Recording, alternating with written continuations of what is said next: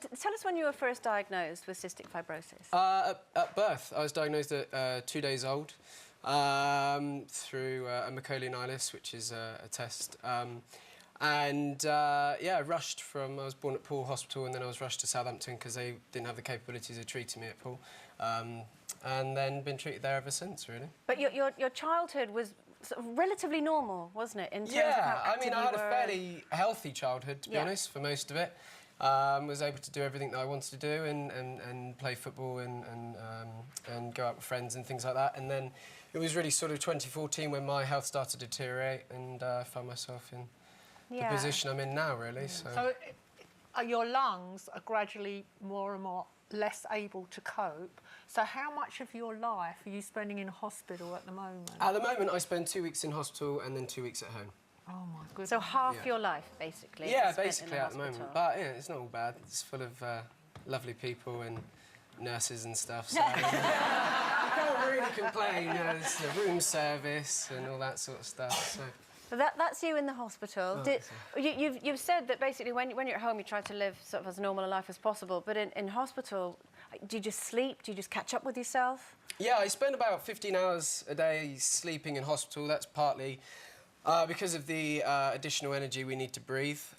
So I spend a lot of time sleeping, and partly because of the antibiotics that they're putting into me, just sort of take you out, really. So And what was the when you were first diagnosed? Obviously, what did they tell your mother that your life expectancy would be? Did they put anything on it? Yeah, that back then, because you know, treatments and medication wasn't as far ahead as it is now, they sort of said I wouldn't really live past late teens, 20. But you know, I turned 21 last week, and that's brilliant. Happy birthday. That's great.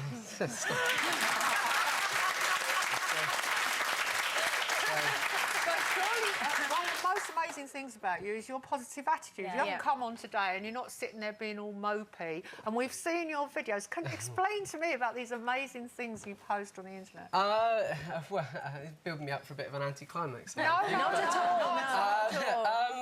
I do what I do because I enjoy it. You know, I have fun, and people get a lot of...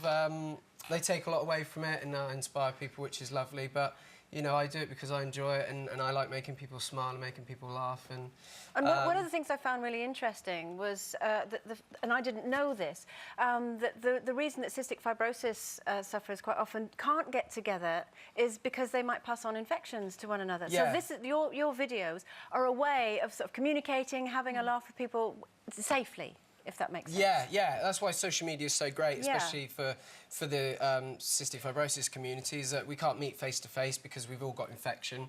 So we could give each other our bugs, which could create more antibiotic-resistant bugs and things. So social media is great, and I think that one of the things that was great for me was going on YouTube and finding somebody who made videos about it, and actually being able to see somebody else with the same disease that you've got, because when I'm in hospital, I'm in my own room, which, I mean, sounds lovely, but it's quite isolating, do you know what I mean? And you spend a lot of time by yourself, and so having sort of that connection with people, and I built such strong and amazing relationships with other people with CF and things, and that's all started online. And tell us a little bit about the hashtag #DonateMate, because this is an amazing campaign that have you actually started it, or is it something that you joined on to? I've created it, and we're kicking it off today. And it's all about just basically getting people to sign up and to tell your loved ones that you've done it, and then nominate a friend to do the same. And it's really important, isn't it, to tell the loved ones? Because... Really important, yeah. Because it's quite an awkward conversation. Yeah. It's not something you necessarily think to bring up, especially not someone my age. No. Do you know what I mean? It wouldn't even be on my radar, babe. No, it is a difficult one, because at the end of the day, you're talking about when you're no longer here, which isn't the most cheery subject, but you've only got to do it once, and I think that once you've done it, you know, each donor can save up to 9 lives, and I think, you know, what is it, 30-second conversation just to let them know that you've signed the organ donor register, and you've saved, you know, 9 lives. I think it's important. Beyond that, it's very important that people watching the programme who do sign up to donate, which I think all of us should do, should make sure that their loved ones agree with them and are signed up to it too, because isn't it true that since 2010, how many families have changed? It's like 500. Yeah, about over 500. So 500 people wanted to give their organs, but their families overruled them after they were dead, and that's shocking, isn't it? Well, it is and it isn't. I mean, you've got to, you know, I completely get, you know, they're not thinking clearly because they've lost their loved one, but I think if they'd had the conversation, then when they were spoken to about it, they'd go, actually, I know that's something that they wanted, and yeah, I'd like to follow through their wishes and stuff, but...